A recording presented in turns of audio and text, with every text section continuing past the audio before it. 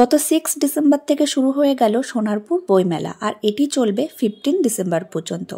আর এই বইমেলার entry fee হচ্ছে 10 রুপিস পার হেড। আর এই টিকিটের মধ্যেই কিন্তু বিভিন্ন জায়গার যে স্টলগুলো রয়েছে তার অপশানগুলো রয়েছে।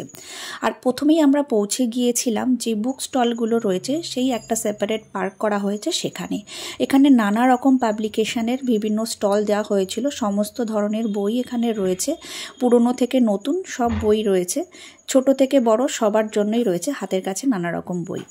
এই বুক স্টলগুলোর পাশাপাশি আরও যেই জোনগুলো রয়েছে তার মধ্যে একটি হলো হস্তশিল্প পার্ক। আর এখানে রয়েছে নানা রকমের সুন্দর সুন্দর আইটেমস, হোম ডেকার থেকে শুরু করে বিভিন্ন হ্যান্ডমেড জুয়েলারি, এরকম মিনি কিচেনের টুলস, আর রয়েছে জুটের তৈরি নানা রকম জিনিস, ছোট ছোট ব্যাগস, বিভিন্ন রকমের কার্টেন্স, এছাড়াও রয়েছে কাঠের নানা রকম জিনিসপত্র।